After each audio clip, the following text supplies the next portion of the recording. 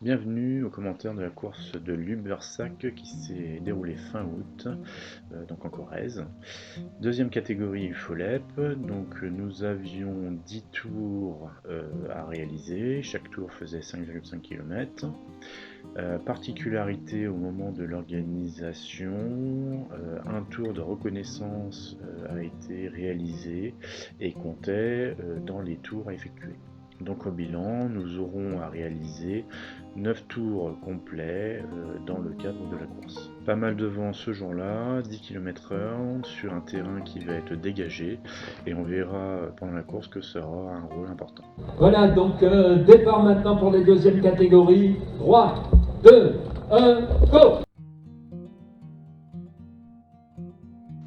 Alors par rapport au tour neutralisé, j'avais pas compris comment ça allait se passer, donc il n'a pas été enregistré. Il n'y aura que les 9 tours de course actifs de présenter dans cette vidéo. Habituellement il y a une caméra arrière, malheureusement elle s'est mise en veille à cause du tour neutralisé. Par rapport aux forces en présence, on va avoir 14 concurrents, 14 individualités, aucune stratégie de groupe possible ou d'équipe. Chacun doit défendre son maillot. Passons à la description du circuit. Donc le début ici, il s'agit d'un faux plein montant de 2, 3, 4% qui est assez long, assez exigeant. Donc là, moi ce jour-là, j'étais en très bonne forme et donc du coup, je ne l'ai pas trouvé difficile. Donc là, j'ai tout monté assis quasiment tout le temps. Pas trop besoin de me mettre en danseuse. Donc une fois ce faux plat terminé, on arrive sur la partie du circuit qui est exposée au vent. Et comme il vient de la 3/4 face là par la gauche, l'idée c'est soit de se mettre à droite pour que tout le monde prenne du vent, soit de se mettre à gauche de façon à pouvoir créer un éventail et puis que les gens de derrière trouvent un abri. Donc ici dans cette phase de course là, bon, ça n'intervient pas, dans les autres phases de course ça pourra jouer. Donc le circuit était en condition semi-ouverte, donc là on est sur une partie qui est passante, donc les signaleurs bloquent les voitures lorsque les pelotons passent. Par contre ici on est sur une route relativement importante entre deux ronds-points. La sortie ici, on arrive de nouveau sur une zone un petit peu faux plat, enfin presque horizontale en fait. On sentait pas trop faux plat montant, descendant, donc le relief avait peu d'importance.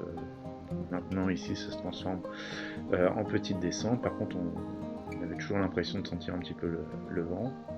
Mais ça vient de la vitesse à laquelle on pratiquait. Virage à droite, on arrive sur une route un peu plus dégradée en termes de revêtement. Donc là, il y a quelques dénivelés qu'il faut monter, mais ça passe sans souci, ça permet de forcer un petit peu de temps en temps. Puis on arrive ici au niveau d'un hameau avec un flip-flap où là, ce deuxième virage là, en fait il n'y a aucune visibilité et ça enchaîne derrière sur une bosse à cet endroit-ci là, à mon avis qui était plutôt à 3-4%. Là ça marque même 6% d'après le GPS et c'était un endroit assez stratégique pour placer des attaques comme on constatera sur les faits marquants de la course. Arrive maintenant le ralliement vers une route un peu plus importante. Donc ici une grande courbe à gérer, donc faut pas passer trop vite sinon on se retrouve complètement déporté et on va limite dans le champ de maïs. Et finalement on attaque ici une grande zone de descente et là le vent, j'avais la sensation qu'on ressentait quand même un petit peu le vent. Et donc il vaut mieux pour éviter que les concurrents prennent l'abri, se mettre sur la gauche de la route. Donc descente très importante, ici, ce qui permet de prendre énormément de vitesse, hein. On a du 4-5% dans la descente, qui va se terminer ici par un fond de cuvette. Donc là on repasse en vitesse 1 hein, de défilement, des deux ralentisseurs qui vont se passer très bien, un petit peu de route dégradée à certains endroits, et ici on attaque le talus de l'arrivée avec un franchissement de rond-point. Donc l'idéal, c'est ce qu'on fait actuellement en termes de peloton, c'est qu'on va à gauche. Par contre, ce que vous pouvez voir sur la droite, c'est qu'il est également possible de passer par la droite. Donc il y a un effet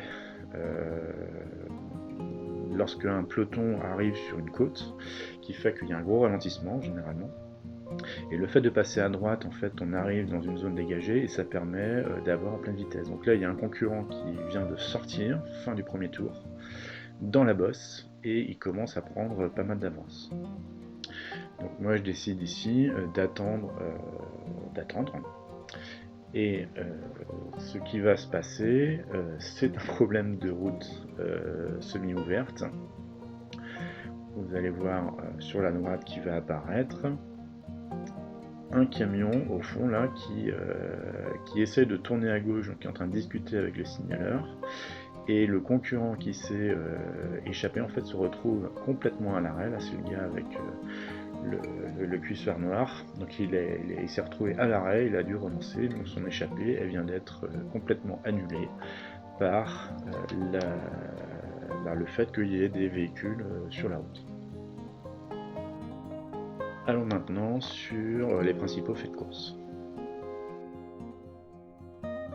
Alors nous sommes toujours dans le deuxième tour, suite à l'attaque par la droite dans le rond-point, dans le faux plat il y a eu une petite temporisation et j'ai décidé d'augmenter un petit peu le tempo et du coup j'ai mené une bonne partie du faux plat montant plus de la zone exposée au vent le plus important. Au bilan, j'arrive un petit peu fatigué dans la zone sur laquelle on sent un petit peu moins le vent et on va commencer à se diriger vers les parties descendantes. Le résultat, c'est que je me fais contrer, donc je suis en train de rouler à droite et là il y a un gros départ sur la gauche par le coureur de Nantia qui est pris en charge par un coureur de Tulle. Et puis là on chasse pour essayer de rentrer sur lui, donc attaque très incisive, voilà, donc pas évident à suivre. Donc là on passe en mode poursuite activée, essayer de rattraper le concurrent qui essaie de s'échapper. Et si on peut arriver à faire un groupe avec un coureur de cette qualité, eh bien on a tout à y gagner. Alors j'ai vraiment du mal à le rattraper et c'est chose faite lorsqu'on arrive au niveau du petit hameau là dans les virages. Donc là on voit qu'il coupe un petit peu son effort. Et dans les virages derrière, ici, oh mon dieu, un camion en plein milieu de la route de la poste avec le signaleur qui lui dit garez-vous, garez-vous. Nous on arrive derrière pour passer par la droite. Pour se mettre à l'abri, le camion, qu'est-ce qu'il fait? Il serre à droite, donc on a failli s'emplafonner, freinage d'urgence, on a tout bloqué. Bilan, là tout le monde est un peu refroidi et ça monte tranquille, on neutralise un petit peu la course, le temps de retrouver nos esprits.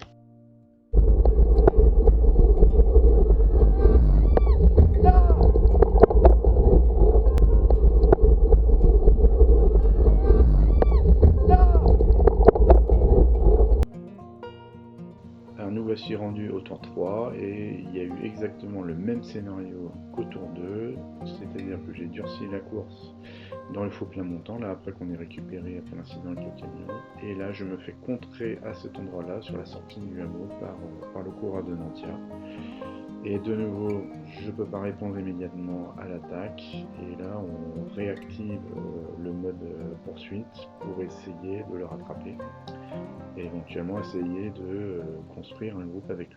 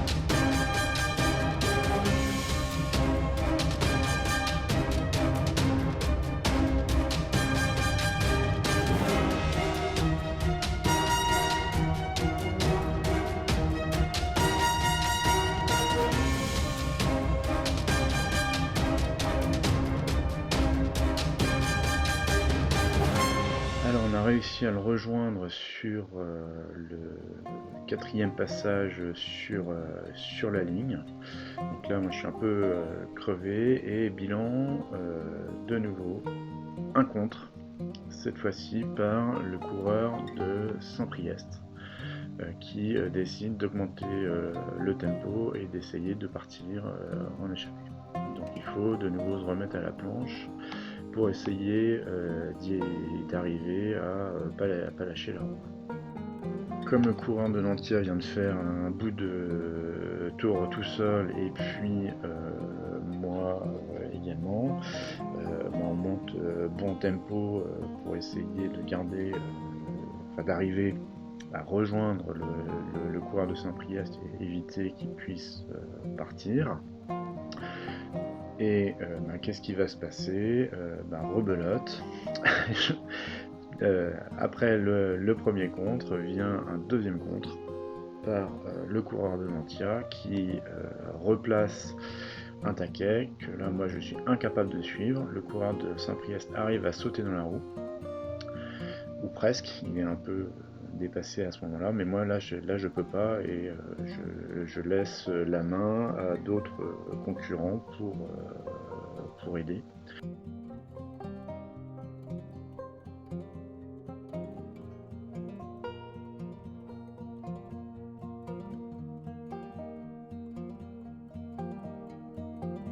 Malheureusement les renforts sont de courte durée, donc on a les deux là qui sont en train de partir au fond. La personne qui aidait là a coupé son effort, donc je suis obligé de m'y remettre et de réactiver le mode poursuite au maximum.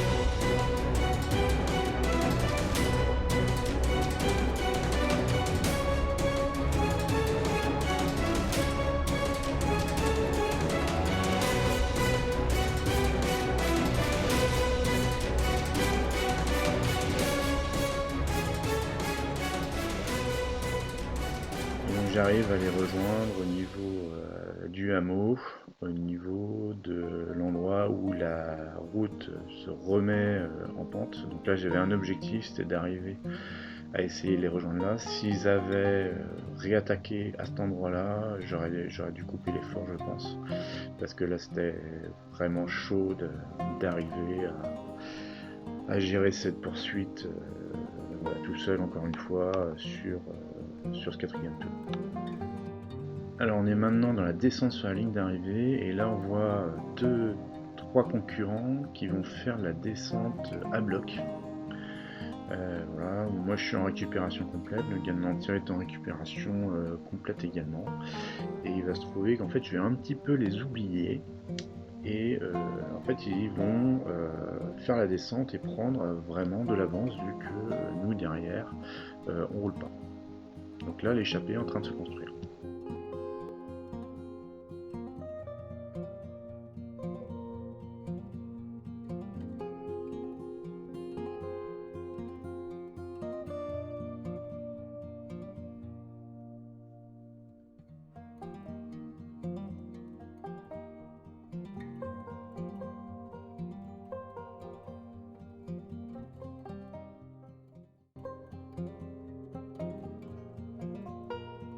Donc à ce moment de la course, en fait, j'ai pas conscience qu'il y a 2 échappées.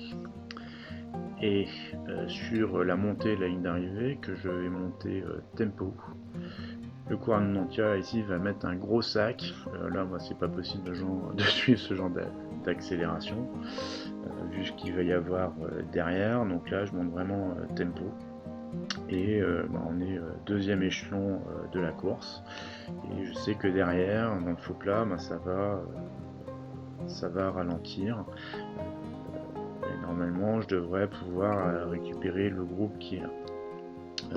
Voilà, pas de réaction trop fort, j'ai suivi. Donc le coureur de Nantia, lui, il est bien parti, et le deuxième échelon de course, le troisième échelon de course sur lequel on est, parce qu'on rappelle de la situation, donc il y a un groupe de 3 devant, le coureur de Nantia qui est en contre, et nous, notre groupe là, qui est actuellement mené par le coureur de Saint-Priest, qui est dans le faux plat montant. Donc sur cette partie là du circuit, donc là j'étais vraiment à l'aise sur ce faux plat. Du coup je continue à monter avec gros tempo et relance pour remonter sur le coureur de Saint-Priest. Et là dans ma tête, donc j'ai toujours oublié les 3 échappées. L'objectif c'est d'arriver à remonter sur le coureur de Nantia qu'on ne voit pas. Alors on va rejoindre ici un coureur attardé. Donc ça doit être un 4e catégorie. Et le coureur qu'on rejoint maintenant, c'est un des coureurs de la 2e catégorie qui était échappé. Donc lui il s'est fait larguer par l'échappée. Et du coup on voit le paquet maintenant de 3 concurrents qui est au fond, ici, qu'on a objectif de rattraper. Donc là les gars ils sont vachement loin, moi tout seul je vais pas y arriver. Donc je vais demander des relais au groupe, de façon à ce qu'on puisse organiser, sachant que là on est vent de face. Donc ce qui va se passer, c'est que je demande un relais. Et là derrière, en fait il y a un concurrent qui essaye, mais il n'arrive pas à me repasser malgré la protection que je suis en train de faire au niveau du vent. Donc je fais 2 essais pour essayer de passer le relais, il passe pas, il n'arrive pas à passer. Ensuite je refais une demande avec un autre concurrent qui est derrière moi, donc je change de côté, je coupe les watts. Et voilà, et pareil, rebelote, lui il reste carrément dans la roue pour se mettre à l'abri du vent dans ma roue. Donc là ça m'a gavé, pour parler un petit peu crûment. Donc du coup j'ai mis un gros sac, et dit bon bah voilà, maintenant si je dois faire la chasse tout seul, je vais faire la chasse tout seul, tant pis, je veux pas me traîner tous les mecs sur le porte-bagages. Et à partir de ce moment là va me rejoindre le coureur de Saint-Priest, Et à partir de là, on active le mode poursuite à 2 pour essayer de rattraper les 3 concurrents de l'échappée en essayant de s'organiser et de passer les relais. Alors voilà, la chasse aura duré un tour et demi, là on rentre dans le tour 7. J'ai perdu le coureur de Saint-Priest qui, dans le tour 6, en fait, il n'a pas réussi à me suivre dans la partie vent de face, il a dû prendre du vent ou autre. Et après, tout le long du reste du tour, en fait, j'ai eu la chance d'avoir des véhicules qui passaient, de rattraper des groupes de retardataires, donc ça me faisait des points de mire à rattraper. Et du coup, ça m'a beaucoup aidé pour la poursuite. Deuxième élément qui a aidé, en fait, ils ont dû couper un petit peu leur effort. Une fois que le coureur de Nantia les a rattrapés, il a dû, je pense, gérer un petit peu l'échappée sans trop forcer. Et du coup, ça a baissé un petit peu leur tempo. De mon côté, j'ai fait quasiment 2 tours à mon seuil FTP pour arriver à les rattraper. Donc bilan de la situation à l'entrée du tour 7. Donc on est maintenant 4 dans l'échappée. Le coureur de Saint-Priest qui est en chasse-patate derrière nous, et puis le reste des concurrents de la deuxième catégorie qui sont encore derrière. Nous sommes maintenant dans le money time de la course, donc sur les 2 tours précédents, on a roulé gentiment en se relayant. Donc on est toujours avec le coureur de Nantia. Là c'est un coureur de première catégorie qu'on a doublé qui repart parce qu'il a compris que pour nous on allait gérer le sprint maintenant. Donc ici ma stratégie pour la fin, c'est profiter de la descente en restant à l'arrière du groupe, accélérer sur la fin de la descente de façon à éviter le tampon qu'il va y avoir, le changement de rythme qu'il va y avoir au moment où la route va changer de profil, et essayer de dépasser le groupe avec le maximum d'énergie cinétique possible de façon à ce que le sprint en boss soit le moins difficile pour moi, et de façon à ce que j'arrive à tenir jusqu'à la ligne. Donc là ça se regarde un petit peu, et donc là je vais déclencher les hostilités en passant sur la gauche, attaquer la bosse en mettant ce que j'ai dans les jambes. Donc là je commençais vraiment à avoir les cuisses pleines. Donc malheureusement je suis pas assez puissant pour lutter contre un coureur comme celui qui vient de passer là.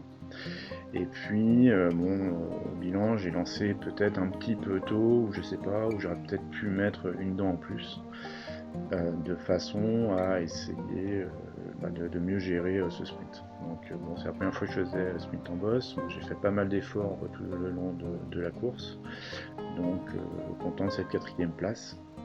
Et peut-être que j'aurais pu mieux faire quand même sur le sprint. Donc nous venons de commenter la course qui vient de se dérouler à Lubersac en Corrèze. Au niveau du bilan personnel, moi je suis très content de la façon dont cette course a été gérée. Donc j'ai bien réussi à rouler avec un très bon tempo. Réussir à finir 4, c'est toujours valorisant. Un peu déçu de perdre le sprint, mais avec un coureur qui surclasse, c'est un peu compliqué de gagner. Pour les places de 2 et 3, j'ai peut-être lancé un petit peu tôt, et j'aurais peut-être pu emmener une dent en plus. Mais je savais pas trop comment gérer cette dernière pente. C'est toujours compliqué d'avoir une arrivée avec une grosse bosse comme ça, même si on arrive lancé. J'avais les cuisses qui serraient un peu, donc préféré le faire de cette façon-là, avec le résultat qui est donné. Côté sécurité de course, on a évité 2 camions.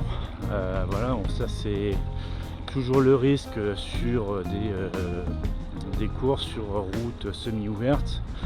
Donc les voitures ont pour consigne de toujours aller dans le sens de la boucle réalisée par les cyclistes. Donc ça, il faut bien respecter ça.